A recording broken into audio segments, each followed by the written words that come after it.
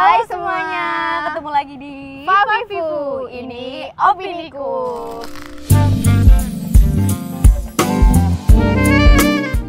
Kembali lagi bersama Vela dan Feli. Di sini akan menemani kegabutan kalian selama motornya bisa di mute dulu.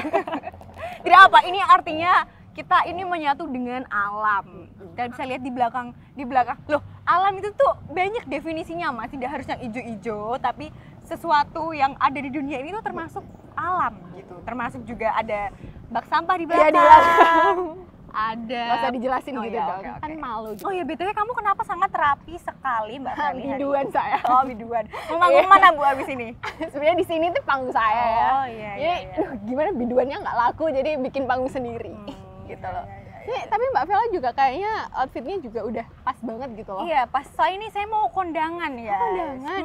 Pernikahan saya nggak sih? Oh, emang sudah? Belum sih. Ya, siapa yang mau jadi suami saya? Bisa Mau langsung lamar chat saya bisa. di bawah sini. Ups, maaf Mas, yang di belakang. Enggak, Fel, jadi tuh aku mau kondangan karena kamu tahu nggak sih sekarang angka perkawinan anak di DIY itu sangat tinggi. Oh iya ya. Mau tau nggak berapa? Berapa tuh? Coba dilihat dulu. Berapa tadi, Mas? 755. Gila, banyak banget. 755 perkawinan anak Banyak di banget. DIY. Itu meliputi 5 kabupaten, sebutkan apa aja? Gunung Kidul, Kulon Progo, Bantul. itu bukan kabupaten dong. Oh, kabupaten ya? Tak baliwe lah. Tak baliwe biar. Oh iya bener ya. Jadi ada Kulon Progo, Sleman, Bantul, Gunung Kidul. dan Satunya apa?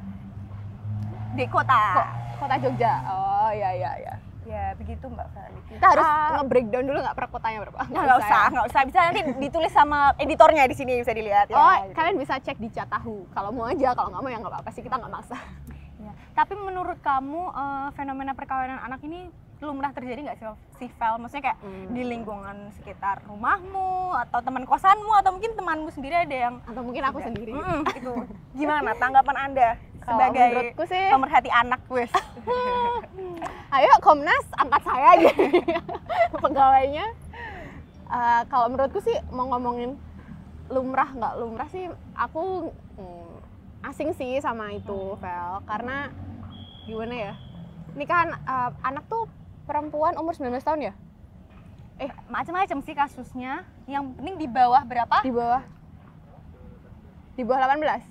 Di bawah 18 tahun kan. Nah, itu kayak menurutku, ya tapi nggak tahu sih, ini kan balik ke masing-masing ya. Tapi menurutku kalau udah usia 20 tahun ke atas aja, menurutku kadang masih belum siap untuk memulai suatu rumah tangga gitu kan. Apalagi perkawinan anak, dan itu kan masih belum waktunya dia untuk berumah tangga atau mengurus sebuah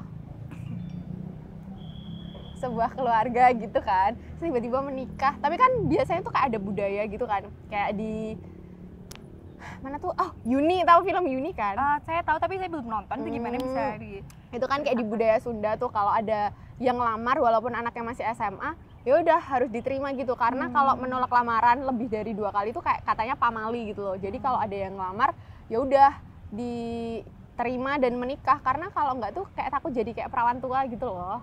Kayak gitu-gitu kan. Mungkin di beberapa daerah juga ada yang menganggap bahwa perkawinan anak itu hal yang lumrah, tapi kalau bagiku tuh sangat tidak lumrah. Tapi sebenarnya aku pengen nikah sih. Oh gitu. Kenapa Anda ingin menikah? Biar ada yang nemenin bobo. Kan ada guling, ada boneka, ada bantal. Jadi kalau cuma nemenin bobo kayaknya nggak perlu nikah deh. Ya kan? Tapi kalau di kampungku itu tuh cukup biasa terjadi sih, apalagi aku kan ada beberapa temen nih yang sama-sama Karang Taruna, anak Karang Taruna bro. Tapi dia tuh umurnya memang masih jauh di bawahku. Ada tuh satu keluarga yang dia tuh ada anak cewek tuh 3. Ada yang seumuran aku, ada yang SMA sama SMP. Mereka 3-3nya dinikahin bareng. Bertiga-tiganya dinikahin bareng. Aku tahu kenapa tuh, kayaknya bukan karena pengen nikah muda deh. Bukan pernikahan anak deh, biar hemat budget aja. Mungkin ya, tapi Jadi saya satu. tidak tahu kenapa itu terjadi gitu. Maksudnya aku tidak menyelidiki lebih jauh. Suaminya beda kan tapi? Iya beda dong Bu. Dikira poligaminya beda lagi ini. Gitu. Bentar iklan. Pawai. Tapi mungkin kalau misal aku kerawang gitu. Mungkin maksudnya ibunya menikahkan ini tuh supaya kayak oke nih anakku udah punya suami, jadi otomatis beban dia mengasuh anak tuh akan berpindah ke suaminya. Nah padahal hal itu tuh salah gitu loh Vel. Menikahkan anak tuh belum tentu mengatasi permasalahan ekonomi, tapi malah justru memungkinkan untuk melahirkan permasalahan yang baru. Iya kayak benar. Karena bisa juga sebenarnya dia tuh belum siap matang secara psikologis gitu, tapi dia harus disuruh bekerja, dia harus stop sekolah dan segala macam. Itu malah apa ya, dampak yang timbul tuh berlapis gitu, nggak cuma masalah ekonomi aja, tapi ada masalah secara psikologis, ada sosial, reproduksi juga nggak sih? juga, iya betul. Iya. Gitu. Anda ingin tahu selengkapnya cek di Instagram PKBIDI. Sekalian promosi Iya, banget betul, ya. sekalian promosi. Ngomong-ngomongin perkawinan tuh berarti bisa merembet ke ini ya? Apa sih, Ke kehamilan tidak diinginkan kayak gitu. Tadi kayak yang disebutkan mungkin di masalah psikis kayak gitu menimbulkan hal apa masalah baru selain masalah yang tadi kan pengen lari dari masalah ekonomi terus biar ke suaminya, tapi malah pas udah nikah menimbulkan masalah baru kayak adanya KTD. Terus mungkin perceraian juga bisa ini nggak sih karena belum siap untuk menikah. Orang kita aja yang udah dewasa kadang kalau kita sudah dewasa banget nggak tuh? Kita yang pacaran udah, maksudnya nggak dewasa sih, nggak di atas 20 tahun aja bisa cekcok, nggak yang pacaran terus langsung nikah gitu kan, nggak juga kan. Ada yang putus, terus ada yang lanjut juga. Dan maksudnya tuh ya sebenarnya kalau masalah hubungan tuh nggak melihat di umur ya, tapi kan kesiapan kita gitu loh. Kita aja yang udah di atas 20 tahun kadang masih bisa kayak enggak. Pacar saya di bawah umur. Aduh. Iya. Ini sih aku juga ini ngeh gitu ketika kita menikah. Umur kita masih belum misalnya belum matang lah, secara psikologis belum matang. Jadi ketika kita menghadapi sebuah persoalan, emang respon yang kita akan keluarkan dan kita terima tuh ya nggak dihadapi secara dewasa gitu loh. Dan ini juga memungkinkan adanya KDRT, kekerasan dalam rumah tangga, kayak cekcok sampai baku hantam atau segala macam. Jadi rentetan perkawinan anak ini tuh juga sebenarnya tuh banyak gitu loh fenomena di balik perkawinan anak ini. Marital rape gitu kan. Terus juga sebenarnya kalau ngomongin tentang KTD nih, ada 2 kasus kan. Misal emang menikahkan anaknya ini karena memang sudah hamil. Tapi ada juga mungkin yang memang belum siap secara psikologis dan tiba-tiba emang udah menikah nih, terus punya anak, hamil. Memang belum siap gitu. Jadi itu memang juga bisa termasuk KTD dengan KTD kan. juga karena kehamilan tidak diinginkan. Aku belum siap hamil, tiba-tiba hamil. Itu kayak terus ntar bisa memunculkan efek emosional dan psikologis juga, kayak misal muncul baby blues. Tapi baby blues bisa semuanya sih. Ini kayaknya banyak pawai atau konvoy hari ini gitu ya. Kita menyambut podcast kita hari ini gak sih? Iya, silakan. Sleman kan 233 tahun kemarin, tahun 2021. 80% itu terjadi perkawinan anak ya. Dispensasi dilolosin 80% karena hamil duluan. Oh. Tapi aneh nggak sih, Vel? Menurutmu gimana? Ini kayak nyangkut-nyangkutin yang hamil di luar nikah terus berakhir dinikahkan. Kenapa masyarakat kita sering kayak gitu ya? Padahal solusi dari hamil di luar nikah itu kan nggak selalu harus berakhir dengan pernikahan. Karena kayak itu akan bisa memunculkan masalah baru nggak sih? Karena betul. Berarti kan itu istilahnya, aku hamil karena aku udah nikahin anak orang, bukan karena keinginanku untuk bertanggung jawab atau keinginanku untuk gimana ya? Ya kalau menurutku itu pasti ada hubungannya sama budaya dan norma di masyarakat sih, karena ini loh, ya kita tuh selalu berpaku pada suatu kebiasaan dan budaya, tapi kita tidak diimbangi dengan pengetahuan seksualitas dan reproduksi yang memadai.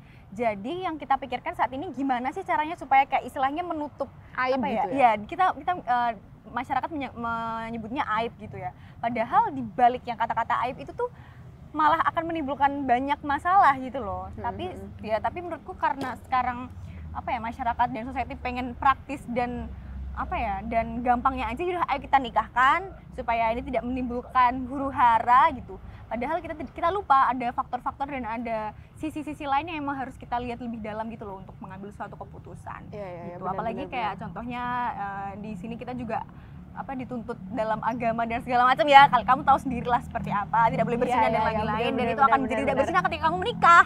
Masalahnya kita dari dulu dapatnya apa sih pendidikan seksual dari keluarga adalah kamu nggak boleh berhubungan seks di luar pernikahan karena itu dilarang oleh agama.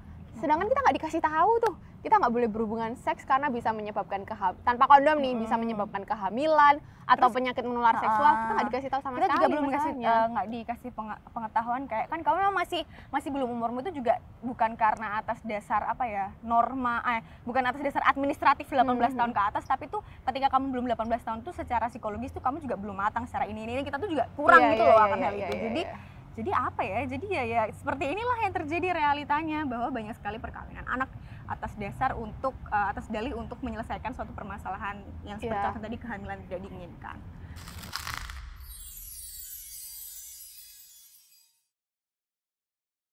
Yuk lanjut nih. Lanjut. Emang masih ada ya pertanyaannya? Ini Ya? kayaknya ini. Pernah kepikiran nggak sih buat ngikutin standar?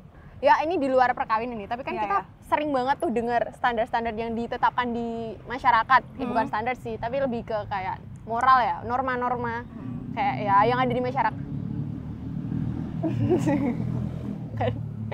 Norma apa sih pokoknya yang ada di masyarakat gitu. Pernah kepikiran nggak sih untuk mengikuti apa yang tertanam di masyarakat? Seperti misal contohnya habis kuliah kerja bentar terus menikah gitu. Kayak gitu-gitu. Kalau menurutku sih, aku pernah sih, maksudnya pikiranku tuh termindset waktu aku masih SMA kali ya. Emang normalnya manusia itu kalau misalnya habis kuliah, kuliah, kerja, terus menikah, punya anak. Tapi kayak aku semakin kesini, semakin aku melihat banyak realita yang ternyata tidak seindah apa yang orang-orang ini lalui, aku jadi kembali berpikir gitu loh, sebenarnya ya sebenarnya tujuannya menikah tuh apa, kita harus perlu tahu juga gitu loh tujuan menikah tuh untuk apa, ataukah hanya ingin melegalkan supaya kamu halal saja bersama pasanganmu, atau memang kamu tuh sudah siap secara mental, secara ekonomi dan segala macamnya. Menurutku kalau misalnya nih ya, aku sudah siap mental, sudah secara ekonomi saya sudah mapan dan tidak ada pihak yang tidak dirugikan, menurutku ya gas-gas aja gitu untuk menikah. Tapi karena untuk menjalani kehidupan ini sungguh sangat sulit dan pelik, pemirsa. Pengalaman pribadi tinggal bersama pasangan nggak sih? Betul. Kita itu jadi kayak kita kayak jadi tahu fenomena-fenomena apa sih di balik pernikahan. Itu tuh ada apa aja, kita jadi tahu guys. Aduh, iya, dan bener banget. kayak bukan trauma sih, tapi kayak jadi apa ya istilahnya, Kita kayaknya internship di suatu keluarga gitu. Terus Betul. kita kayak kok gini Betul. banget nikah ya. Jadi gimana ya gitu. walaupun memang tidak semua pernikahan akan berakhir atau berlangsung seperti Sama itu, gitu. tapi kan apa yang kita rasakan kan mempengaruhi apa yang akan kita lakukan. Iya benar. Jadi ya nikmati dulu nggak sih bro, mumpung masih muda. Aku kira Gitu. Begitu guys. Kalau teman-teman Ya. sendiri gimana nih? Bisa beropini deh, tulis komentar di bawah ini, kira-kira kalian tuh akan siap menikah di umur berapa dan apa yang kalian pertimbangkan gitu, untuk menikah. sebelum nikah saya ingin kaya raya, banyak harta foya-foya. Enggak, yang penting calonnya dulu ada nggak sih, gitu sih. Gimana Mas yang di sebelah sini? Mungkin bisa membagikan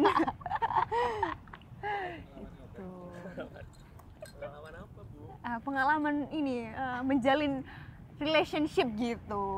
Apa sudah ada apa namanya tujuan yang arah serius gitu Pak? Kan kita kan masih bocil-bocil di sini, nggak tahu apa-apa. Yang bapaknya belakang juga jangan Mbak Vela udah serius nih. Oh ya itu omongan. Saya sih maunya diseriusin. Oh, ini kode buat yang di belakang gitu. Bercanda, semua yang ada di sini itu yang celotehan itu saya yang bercanda gitu. Saya aslinya kalem kok. Enggak apa-apa, kita tuh omongan tuh doa Mbak Feli. Siapa tahu Anda serius kan, sih. ini Tuhan mendengar dan dijabah kan. Asal jangan bledek lagi aja. Betul. Gitu sih.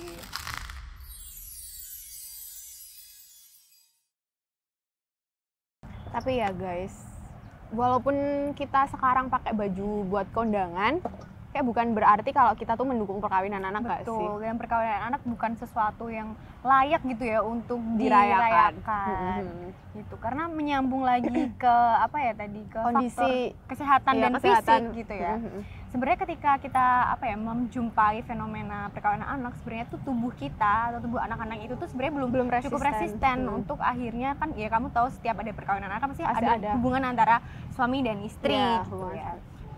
Iya, jadi secara itu tadi secara tubuh, psikis, secara fisik, Iya. secara fisik dan psikis gitu ya. itu tuh emang siap. belum siap gitu. Tadi usia rata-rata berapa kalau untuk menurut legalnya? Kalau Perempuan 21 tahun, laki-laki 25 tahun. Oh, 20 tahun sekarang. Secara legalnya Secara 20 legalnya tuh cewek. 20 tahun. secara kesiapan itu 21 cewek, 25 cowok. Oh, gitu teman-teman. Jadi karena berhubung Suara udah masuk ke situ. Soalnya pakai ini enggak. oh iya, jadi teman-teman kalau untuk legalnya di pernikahan itu kan 20 tahun dan kesiapan untuk berhubungan perempuan itu 21 tahun dan laki-laki 25 tahun. Jadi dari situ bisa dilihat kalau di bawah umur tersebut mungkin akan banyak masalah-masalah kesehatan lain yang bisa menyerang. Mungkin rahimnya masih belum siap, kondisi tubuhnya masih lemah, belum yang sehat bugar gitu. Bahkan orang yang udah 21 tahun aja belum tentu semuanya ini ya, ada permasalahan-permasalahan lain. Ini beneran nih. Beneran. Maksudnya masih ya itu loh, bahkan orang yang sudah umurnya itu aja masih bisa gitu, ada penyakit-penyakit yang apalagi yang masih belum siap secara Ya, bener fisik. Jadi Gitu. Secara tegas kami menolak adanya Perkawinan anak. jangan. Karena kita saja belum menikah. Tolong.